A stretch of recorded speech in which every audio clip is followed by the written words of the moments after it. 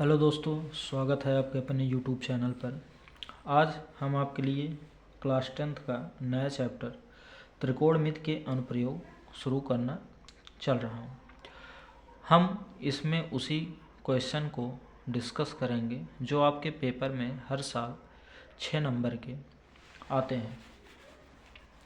तो हम ज़्यादा क्वेश्चन न कराते हुए ऐसे ऐसे प्रश्नों का डिस्कशन करेंगे जो आपके बोर्ड पेपर में सीधे देखने को मिलेंगे और आपको हम प्रूफ के साथ दिखाते चलेंगे कि हाँ वो क्वेश्चन आए हैं कि नहीं आए हैं। तो आइए शुरू करते हैं देर न करते हुए।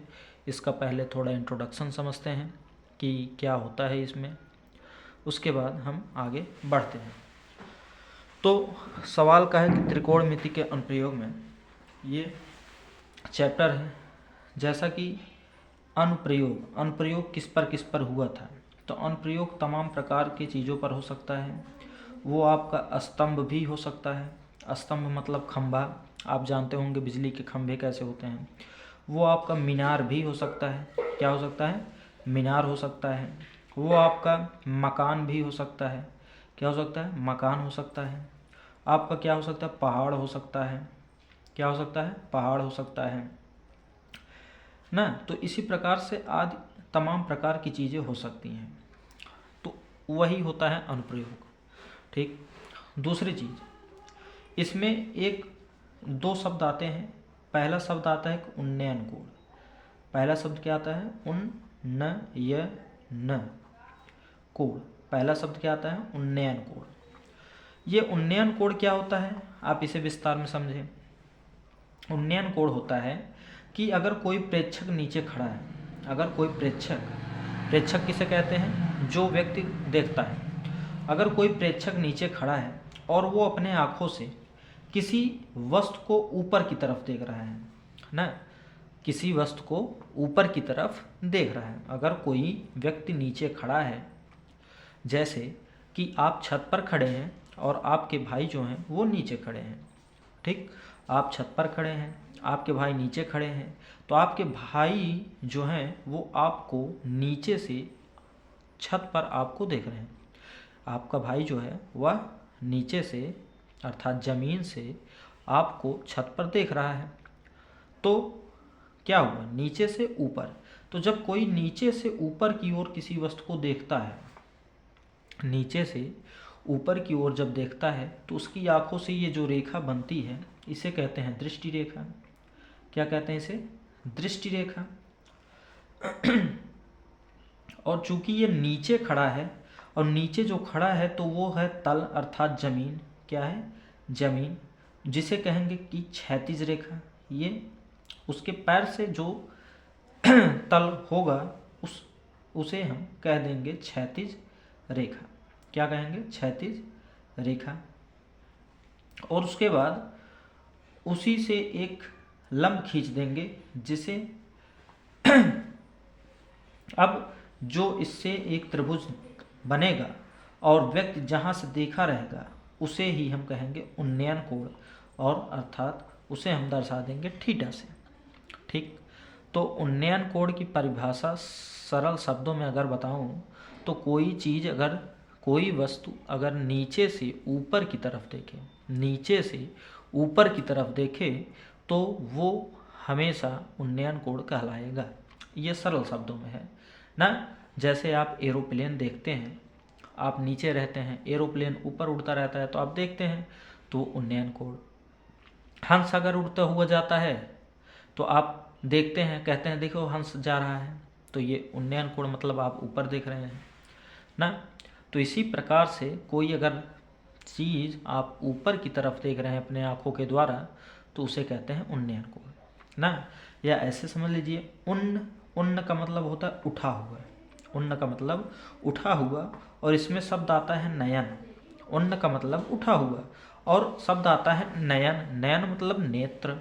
तो जिसके नेत्र ऊपर की तरफ उठ करके किसी चीज़ को देखते हैं उसे उन्नयन कोण कहते हैं। इस प्रकार से हो गया। तो जिसके नेत्र ऊपर की तरफ उठ करके देखते हैं उसे कहते हैं उन्नयन कोण। दूसरा शब्द आता है आपका अवनमन कोण। क्या आता है? अव न अव न म न कोण, क्या आता है? अवनमन कोण। दूसरा शब्द आता है आपका अवनमन।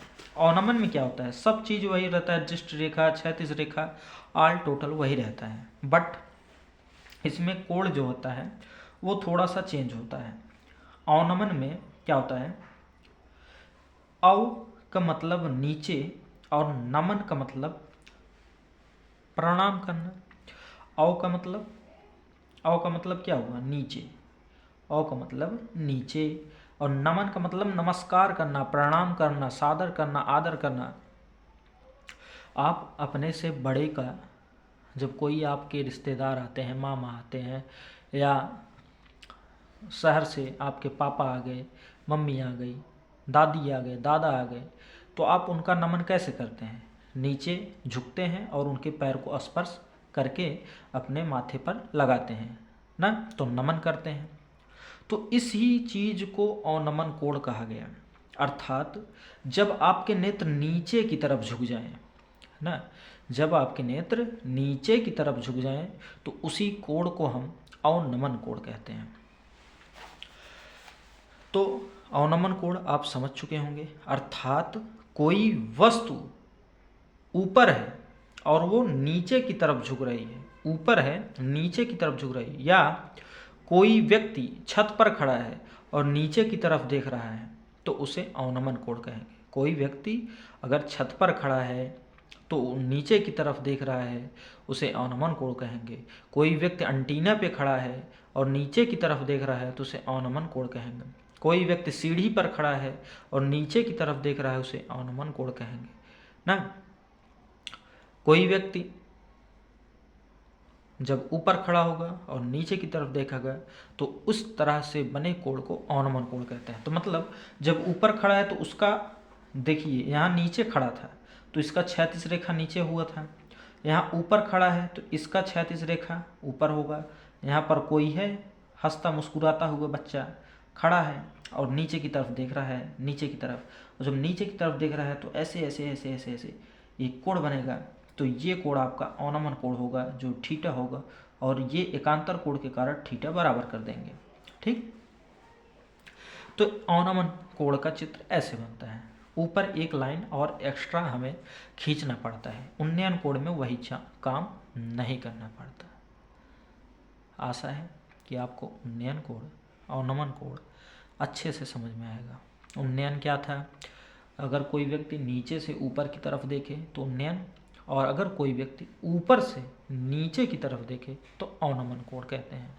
क्लियर? अब इससे एक निष्कर्ष निकलता है कि ये थीटा यहाँ पर बना था, लेकिन फिर उसे हम एकांतर कोण के कारण यहाँ पर बना दे रहे हैं। तो यहाँ भी देखिए उन्नयन कोण में यहाँ थीटा है, यहाँ भी उन्नयन कोण में यही थीटा है। तो इससे ये स्पष्ट हुआ कि उन्नयन कोण जो होता है वो अवनमन कोण के आपस में बराबर होता है। तो ये क्या हुआ? उन्नयन कोण, उन्नयन कोण बराबर होता है किसके? अवनमन कोण के। क्लियर? इतना कॉन्सेप्ट आपको समझ में आया होगा कि उन्नयन कोण अवनमन कोण के बराबर होता है। दूसरी चीज आप ये समझिए, जो व्यक्ति देखता है उसे हम प्रेक्षक कहते हैं। ये देख रहा है तो इसका नाम क्या रहता है? प्रेक्षक। क्या रहता है? प्रेक्षक। जो व्यक्ति किसी चीज को देखता है उसे हम प्रेक्षक कहते हैं। जैसे अभी हम पढ़ाते हुए इन सभी चीज़ों को देख रहे हैं और आपको पढ़ा रहे हैं, तो अब मैं क्या कहलाऊंगा? प्रेक्षक कहलाऊंगा। तो यही होता है प्रेक्षक। आशा है कि आप उन्नयन कोण, अवनमन कोण, प्रेक्षक, क्षैतिज, दृष्टि रेखा, ये सब आपको अच्छे से समझ में आया होगा। अनुप्रयोग आपको समझ में आया होगा कि किस किस पे हो सकता है, स्तंभ पर, मीनार पर, मकान पर, पहाड़ पर और भवन पर, जहाज पर, कोई भी हो सकता है ना। तो इस प्रकार से इतना हुआ। अब इसमें और आपको क्या याद रखना है? पहला आपको याद रखना है साइन 30 का मान। साइन 30 का मान आपको अच्छे से याद रहना चाहिए। दूसरा साइन 60 का मान। तीसरा कॉस 30 का मान। चौथा कॉस 60 का मान। तो ये 4 मान आपके दिमाग में एकदम अच्छे से याद रहने चाहिए। एक मान और पूछ लेता है कभी कभी, जल्दी तो नहीं पूछता, कभी कभी पूछ लेता है sin 45 का, तो ये भी आपको याद रहना चाहिए। और ये जितने मैंने लिखे हैं इससे बाहर कुछ भी नहीं। दूसरी चीज़, ये पूरे चैप्टर में केवल 1 या 2 ही सवाल में आए हैं, उससे ज़्यादा नहीं आए हैं। ना यकीन हो तो आप देख लीजिएगा, ठीक। तो sin 30 का मान आप जानते हैं क्या होता है। sin 30 का मान आप कहेंगे सर होता है 1/2। sin 60 का मान तो कहेंगे सर करड़ी 3/2। cos 30 का मान आप कहेंगे सर sin 60 और cos 30 जो होता है वो आपस में इक्वल होते हैं। sin 60 और cos 30 वो आपस में क्या होते हैं, इक्वल होते हैं, तो कहेंगे सर करड़ी 3/2, इसका भी मान हो जाएगा। क्लियर। और सर कहेंगे कि sin 30 और cos 60 आपस में इक्वल होते हैं, तो इसका भी मान 1/2 हो जाएगा। और sin 45 का मान 1/2 हो जाएगा। इतना क्लियर हुआ। sin 45 का मान 1/2। और आपको क्या याद करना है, tan 0 का मान, दूसरा tan 30 का मान, तीसरा tan 45 का मान और tan 60 का मान। ये तो वेरी मोस्ट इम्पॉर्टेंट है, इतने मान। इसी से पूरे चैप्टर की समाप्ति है, या कहूँ पूरे एग्जाम्पल की भी समाप्ति है ना, ठीक। तो मैं एग्जाम्पल पर ज़्यादा फोकस करूँगा, क्योंकि एग्जाम्पल से ही आपके बोर्ड पेपर में बनता है क्वेश्चन। तो tan 0 का मान आपको पता है 0, tan 30 का मान आपको पता है 1/3, tan 45 का मान आपको पता है 1, और tan 60 का मान आपको पता है 3। तो ये आपको अच्छे से याद रखने हैं। और आप समझ सकते हैं जब tan ज़्यादा आ रहा है ना, जब tan ज़्यादा आ रहा है तो इसमें एक फार्मूला क्या लगेगा, tan बराबर लंब बटा आधार। क्या लगेगा, लंब बटा आधार, ये फार्मूला आपको लगेगा अगर tan ज़्यादा आ रहा है तो।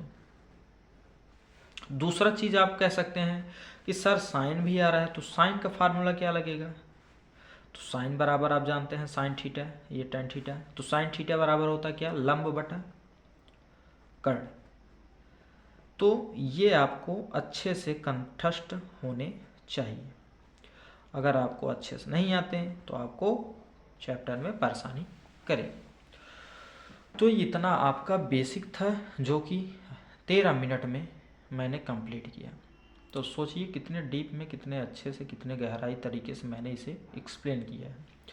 कॉस वाला तो जल्दी नहीं पूछेगा, बट जब भी पूछेगा साइन और tan, और साइन वो भी पूरे चैप्टर में मात्र नाम मात्र का केवल 1 या 2 क्वेश्चन में आया है, उससे ज़्यादा नहीं। और tan तो हर क्वेश्चन में आपको लागू है, इसलिए tan का ये 4 मान और tan का ये मान लंब बटा आधार वाला सूत्र याद रहना चाहिए। और साइन का 1-2 बार आया है तो लंब बटा कर्ण 1 बार याद करना है। तो इतना क्लियर। अब चलते हैं हम अपने पहले एग्जाम पर, जो कि मोस्ट इम्पॉर्टेंट है आपके 2026 बोर्ड के लिए। ये विकल्पी क्वेश्चन है, बट बहुत ही साधारण क्वेश्चन है, लेकिन देखने में एक बार आप समझने में असमर्थ हो सकते हैं। कहा है कि चित्र में बिंदु O का बिंदुओं, देखिए चित्र है ये, चित्र में बिंदु O है और कहा कि बिंदुओं A, तो O का बिंदु A से, ये देखिए बिंदु A से तथा बिंदु P से देखने पर, हाँ कोई व्यक्ति है यहाँ पर O पर और A पर देख रहा है और बिंदु P पर देख रहा है, तब उसका अवनमन कोण की माप क्या होगी यही बताना है। और आप देख सकते हैं कि क्यों इम्पोर्टेंट है। 22 में, 23 में, 24 में लगातार, 25 में भी ये पूछा है, बट ये मेरा बुक जो है थोड़ा पुराना है तो इसलिए इसमें नहीं है, और 26 के लिए भी इम्पोर्टेंट है, आप समझ सकते हैं। तो आइए इसे समझते हैं कि कैसे होगा ये, ठीक। मैं चित्र बनाता हूँ। ये आपका बिंदु ओ है, ठीक। और ये आपका बिंदु ए है, यहाँ से इसका कोण बन रहा है और फिर यहाँ से इसका कोण बन रहा है, ठीक। और ये जो बना है आपका बिंदु ए है, ये बिंदु पी है, ये बिंदु क्यू है, और ये बिंदु बी है, और ये बिंदु ओ है। ये पूरा मिलकर 45 डिग्री है, ठीक। और ये आपका 60 डिग्री है। हमसे पूछा किसका किसका मान है, हमसे पूछा है कि P और A का अनुमान कोण क्या होगा। P और A तथा P से देखने पर अनुमान कोण की माप होगी। P से यहाँ देखने पर और A से यहाँ देखने पर इसका मान क्या होगा। तो आइए हम आपको चित्र अलग अलग बनाकर समझाते हैं कि कैसे ये निकाला जाएगा। देखिए, एक बार ये वाला पूरा ले लीजिए, ये चित्र, और एक वाला ये वाला। तो दोनों चित्र अलग करते हैं। तो ये हुआ O, ये हुआ A, ये हुआ B, और फिर ये आपका हुआ P, ये आपका हुआ Q, ये आपका हुआ O, और ये आपका 60 डिग्री, ये आपका 60 डिग्री। अच्छा, ये बताइए, ये जो देखिए गया है, ये 45 अंश इस त्रिभुज का मान है कि इस त्रिभुज का मान है। तो आप कहेंगे सर ये इस वाले त्रिभुज का मान है, क्योंकि ये यहाँ से पूरा लिया है। अगर यहाँ से लेता तब इस त्रिभुज का मान होता। तो मतलब ये आपको 45 दिया है, ठीक। ये 45 है। तो आप बताइए, जब ये 45 आपका है तो मुझे अनुमान कोण कहाँ बनता है। आप कहेंगे सर अनुमान कोण तो यहीं बनता है, ऐसे ऐसे जाता है, ये कोण इस कोण के बराबर होता है। तो मतलब ये आपका 45 अंश हमें पहले से पता है। क्लियर हुआ। तो कहेंगे जी सर ये 45 हमें एक निकल चुका है। अब दूसरा ये वाला कोण और निकालना है हमें, तो बता देंगे कौन सा होगा। ये आपका 60 है, और आप ये जानते हैं कि इसमें हमेशा समकोण त्रिभुज आता है, तो अर्थात ये 90 होगा ना। 90 में 60 जोड़ देंगे तो कितना होगा, 90 + 60 = 150। और आप जानते हैं कि एक त्रिभुज के तीनों कोणों का योग 180, तो 50 में कितना जोड़ देंगे, 180 होगा। तो आप कहेंगे 30। तो मतलब सर ये क्लियर हो गया कि ये जो अनुमान कोण बनेगा इसका, ये आपका 30 डिग्री होगा, राइट। तो मतलब दूसरा कोण आपका अनुमान 30। तो मतलब ऑप्शन जो होगा 45 और 30 वो वाला सही हो जाएगा। तो ऑप्शन देखते हैं कौन सा है। तो ऑप्शन नंबर सेकंड वाला आपका सही है, 45 डिग्री और 30 डिग्री। गलती से भी 30 और 45 पर मत लगा देना, नहीं तो गलत हो जाएगा, क्योंकि पहले आपसे ए पूछा है तो इसलिए ये वाला पहले लिया जाएगा। दूसरे पे पी पूछा है तो ये वाला दूसरे पे लिया जाएगा। क्लियर। आइए बढ़ते हैं अपने नेक्स्ट क्वेश्चन पर, जो कि 2024 में आपके बोर्ड पेपर में पूछा है। देखते हैं। ये है क्या है कि एक छड़ की लंबाई का उसकी छाया के अनुपात ना, जो छड़ की लंबाई और उसकी छाया, छड़ की क्या है लंबाई है और उसकी क्या है छाया है। तो ये आपका सवाल है ना, मोस्ट इम्पॉर्टेंट सवाल है। क्या एक छड़ है ना, छड़ की जो लंबाई है, छड़ की लंबाई और उसकी छाया का अनुपात 1:3 है, 1:3 है। तो सूर्य का उन्नयन कोण पूछा है। ये आपका छड़ हो गया, छड़, ये आपका क्या हुआ छड़, और यहाँ पर सूर्य प्रभु हैं। कौन प्रभु हैं, सूर्य प्रभु हैं। हंसते मुस्कुराते हुए देखिए कितने प्यारे लग रहे हैं, सूर्य प्रभु हैं। तो जब ये छड़ है तो छड़ की जो लंबाई दिया है आपको 1 मीटर दिया है। छड़ की लंबाई कितना दी है 1 मीटर, और उसका जो परछाई पड़ रहा है वो आपको दिया है 3 करड़ी में। तो ये परछाई हो गया। तो पूछा है जो इससे उन्नयन कोण बना है आपका ये थीटा कितने डिग्री होगा। अच्छा आप बताइए, अभी आपको मैंने कहा कि आपको इतना इंट्रोडक्शन पता होना चाहिए कि ये आपका लंब होता है, खड़ा है तो लंबा है, खड़ा है तो लंबा है, खड़ा है तो लंबा है तो लंब हो गया, खड़ा है तो लंबा है, लंबा है तो लंबा है, खड़ा है तो लंब है ना, खड़ा है तो लंबा है तो लंब हो गया, लेटा है तो आधार हो गया, लेटा है तो आधार हो गया। तो लंब बटा आधार किस में आता है, तो आप कहेंगे सर tan थीटा में।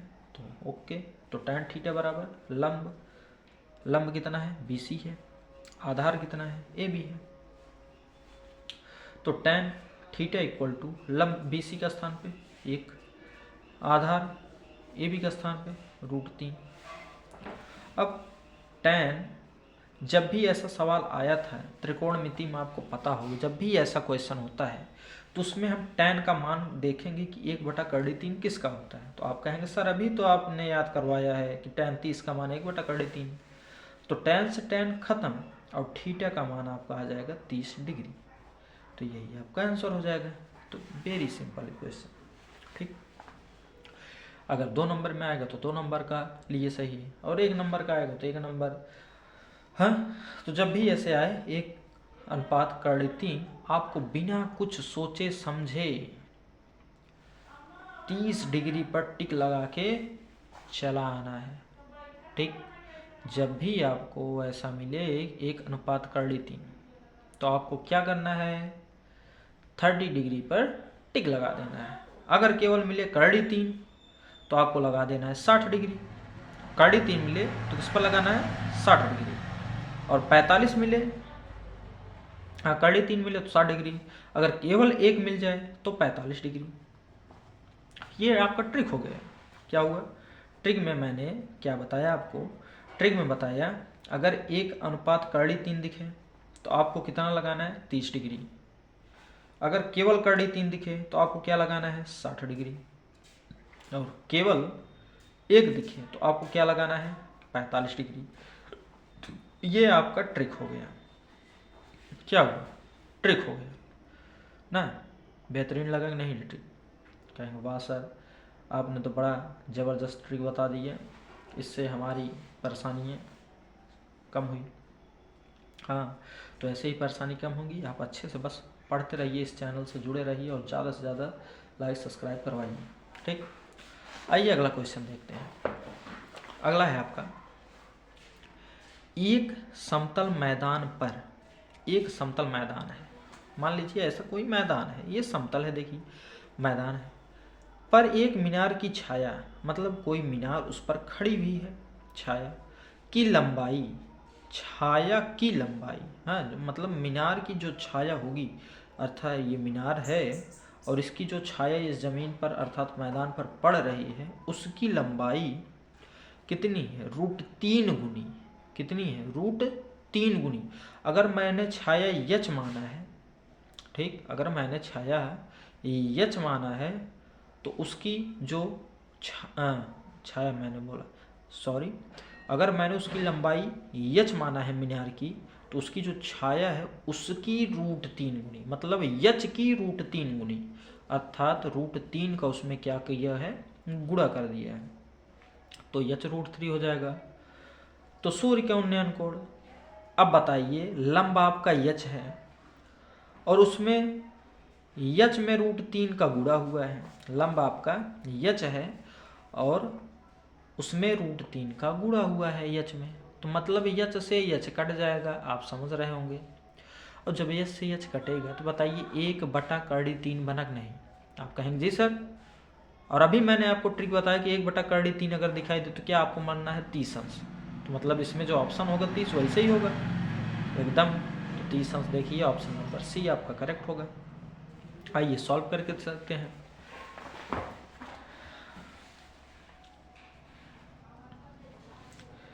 ये आपका मैदान हो गया, क्या हो गया, मैदान, और मैदान में थोड़ा घास वास रहता है तो ये आपका घास हो गया, ये घास हो गया और इसका नाम है मैदान। और इसी मैदान में एक मीनार खड़ा है, क्या खड़ा है, एक मीनार खड़ा है।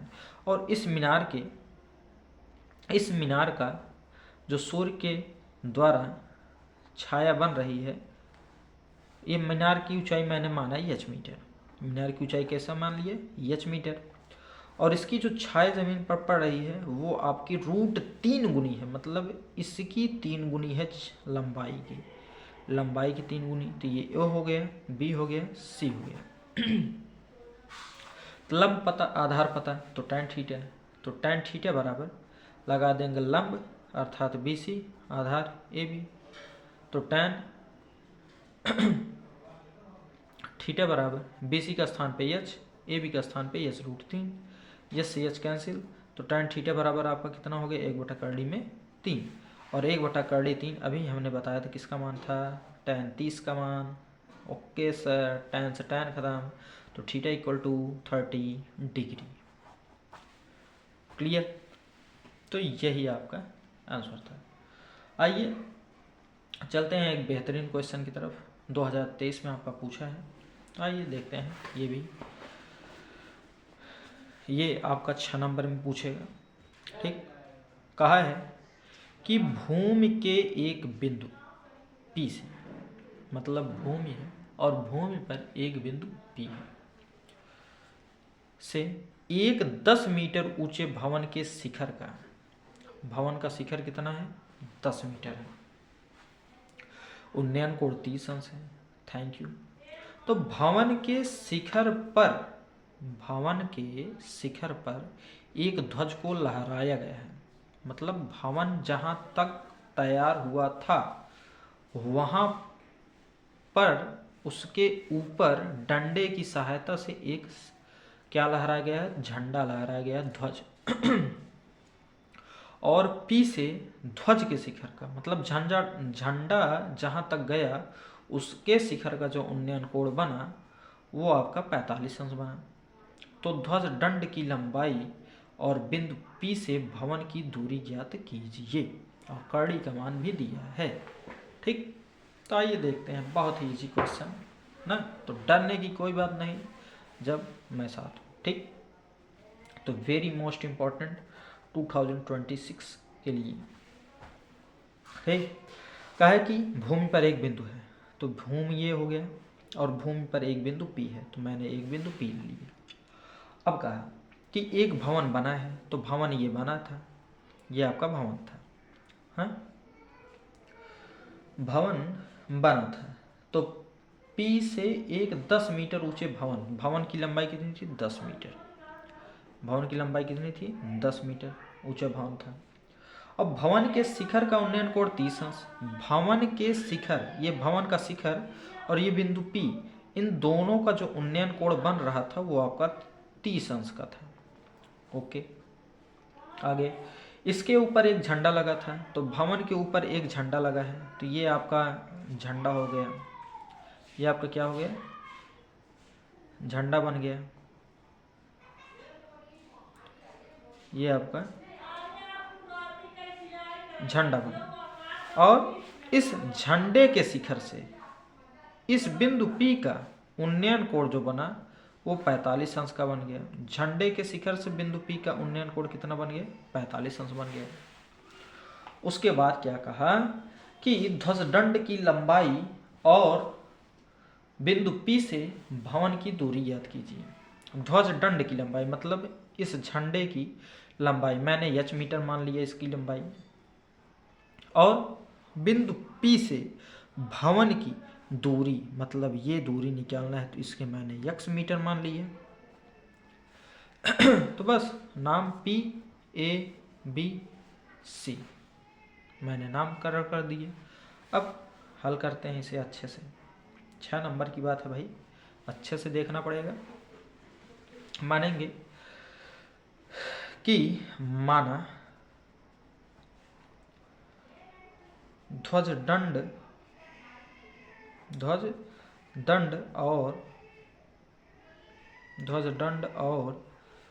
बिंदु P से भवन PA भवन की दूरी क्रमशः, माना ध्वजदंड एक्सटेंड, सॉरी बच्चों ये थोड़ा मिस्टेक हो गया, क्योंकि इसमें दोनों हम नहीं लिख सकते ना, क्यों ये अलग है ये अलग है। तो फिर से लिखते हैं कि माना ध्वजदंड BC की लंबाई, ध्वजदंड BC की लंबाई कितना हो जाएगा, h मीटर, तथा बिंदु P से भवन AP की दूरी x मीटर। क्लियर। जब इतना हो जाए अब उसके बाद और क्या, अब अच्छा ये बताइए इसमें ऐसी कौन सी भुजा है, इसमें ऐसी कौन सी भुजा है जो दोनों में है, बताइए आप थोड़ा सोच लीजिए, इसमें ऐसी कौन सी भुजा है जो दोनों में है। तो आप कहेंगे सर समझ तो नहीं आ रहा, बट आप बता दीजिए तो ठीक है। इसमें देखिए ये जो PA है, अगर ये PA ना होता तो ये दोनों होते, आप कहेंगे नहीं सर आप सही बोल रहे हैं। तो इसलिए ये जो X भुजा है ये दोनों में है, अर्थात PA भुजा दोनों में है। तो जब ये दोनों में है तो मतलब इसी को बार बार बराबर कर देंगे, दो बार, क्योंकि दो त्रिभुज बनेगा तो दोनों एक दो बार x का मान निकाल के बराबर कर देंगे, तो इसलिए सब बराबर हो जाएगा।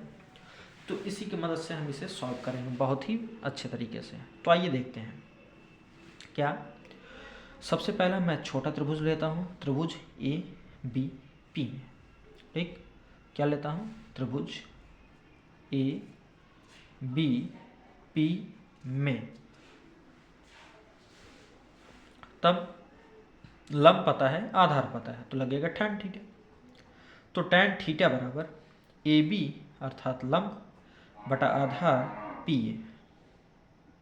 ओके, तो tan थीटा का स्थान पे कितना था 30 डिग्री, और AB के स्थान पे कितना था 10, और PA का स्थान पे कितना था x। ओके, आगे tan 30 का मान आप जानते हैं 1/3, और 10/x, x का इधर गुणा करेंगे तो x, और 10 का इधर गुणा करेंगे तो 10/3 मीटर। आपको आशा है कि इतना समझ में आया होगा। इतने बेहतरीन तरीके से, इतने आराम से मैं बताने की कोशिश कर रहा हूँ। ठीक, आगे चलते हैं। अगला त्रिभुज अब बड़ा वाला बनेगा ACP में ना, ACP में। तो आइए देखते हैं त्रिभुज ACP में tan कितना था उसका 45 डिग्री ना, tan 45। अब की इसका एक मज़ेदार ट्रिक भी बताऊंगा 45 का, tan 45 डिग्री। तो क्या इसमें आएगा, अच्छा इसमें देखिए चित्र में, जब AC तक जाएंगे तो कितनी भुजा आएगी, AB और धन BC, AB धन BC अर्थात 10 + H। तो यहाँ लिखेंगे, सबसे पहले लिखेंगे क्या कि AB + BC और बटा क्या है PA। ठीक, tan 45 एक बार फिर से रिपीट करेंगे, AB का स्थान पे 10 + BC के स्थान पे H और बटा PA का स्थान पे कितना था x था। इतना क्लियर। AB का स्थान पे 10, BC का स्थान पे H और PA का स्थान पे x। 45 का मान आपको पता है कि 1 होता है, और 10 होगा, H होगा, और x का मान अभी मैंने निकाला है, आप देखे होंगे x का मान निकाला था 10/3। तो यहाँ रख देंगे, इसे समीकरण 1 बोल देंगे। तो x के स्थान पे 10/3 लिख देंगे, x बराबर 10/3 समीकरण 1 से रखने पर। इतना क्लियर। 10 करड़ी 3 का गुणा इसमें करेंगे तो 10 करड़ी 3 बराबर 10 प्लस एच, और प्लस 10 इधर आएगा तो -10, ठीक। तो एच बराबर हो गया 10 करड़ी 3 -10। अब यहाँ से क्या करेंगे, 10 कॉमन लेंगे तो करड़ी 3 -1 बचेगा, और करड़ी 3 का मान बोला है रखने के लिए 1.732 -1, ठीक। अब क्या करेंगे, एच बराबर 1 में से 1 घटाएंगे तो 0, तो मतलब 10 गुणे 7.732 आएगा। और जब 10 का इसमें गुणा कर देंगे तो एच बराबर आपका कितना आ जाएगा, 17.32 मीटर। ये आपका फाइनल आंसर हो जाएगा। तो जो ध्वज दंड की लंबाई है कितनी है, 17.2 बोल रहा हूँ, 7.32 मीटर। तो जो ध्वज दंड की लंबाई है वो कितना होगा, 7.32। अतः ध्वज दंड की लंबाई बराबर 7.32 मीटर। अतः ध्वज दंड की लंबाई बराबर 7.32 मीटर। आशा करता हूँ कि आपको यह क्वेश्चन बहुत ही अच्छे तरीके से, बेहतरीन तरीके से समझ में आया होगा। बहुत ही एक स्टेप को मैंने बहुत ही बारीकियों से कंप्लीट किया है। आइए एक क्वेश्चन और कर लेते हैं, उसके बाद करते हैं अगले वीडियो में ना। एक क्वेश्चन और जो कि मोस्ट इम्पॉर्टेंट है, कहा है कि एक मीनार की ऊंचाई, मतलब एक मीनार है और उसकी ऊंचाई 20 मीटर है। तो ये 20 मीटर हो गया मीनार की ऊंचाई। एक मीनार थी, उसकी ऊंचाई कितनी थी, 20 मीटर। ये क्या था, मीनार था, और इसकी ऊंचाई 20। आगे, और जमीन पर इसकी छाया, तो जमीन पर यहाँ सूर्य था और इसकी क्या पड़ रही, छाया। तो जब छाया पड़ेगी तो ये लंबाई ऐसे आएगा। उसकी छाया की लंबाई 20 करड़ी में 3 मीटर है। जो छाया की लंबाई है कितनी है, 20 करड़ी में 3 मीटर। तो इससे जो सूर्य का उन्नयन कोण बनेगा वही हमें निकालना है, अर्थात थीटा। तो इस प्रकार के 2 सवाल आप कर चुके हैं। तो चलिए, लंब पता है, आधार पता है, तो लिखेंगे tan थीटा। ABC त्रिभुज ABC में tan थीटा बराबर लंब अर्थात BC, आधार AB। tan थीटा बराबर BC का स्थान पे 20, AB का स्थान पे 20 करड़ी में 3। आप जानते हैं इसका उत्तर, आप समझ चुके होंगे 30 अंश होगा। इतना सरल क्वेश्चन। तो tan theta equal to tan 30, tan से tan खत्म, तो थीटा इक्वल टू 30 डिग्री। ये आपका फाइनल आंसर है। अतः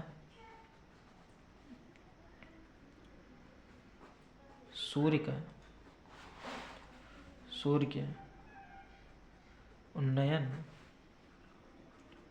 कोण 30 डिग्री होगा। यही आपका फाइनल आंसर। आशा करता हूँ कि आपको बहुत ही बेहतरीन तरीके से ये 4 क्वेश्चन समझ में आए होंगे। हाँ, कितने क्वेश्चन, 4 क्वेश्चन, 4 की 5 क्वेश्चन ना, 1 2 3 4 5 क्वेश्चन आपको बहुत ही बेहतरीन तरीके से समझ में आए होंगे, आशा करता हूँ। और इंट्रोडक्शन मैंने बहुत ही शानदार तरीके से बताया है। तो वीडियो को पूरा अंत तक जरूर देखें और अपने दोस्तों में जरूर शेयर करें। मिलते हैं इसी की तरह मोस्ट इम्पॉर्टेंट वीडियो में, तब तक के लिए धन्यवाद।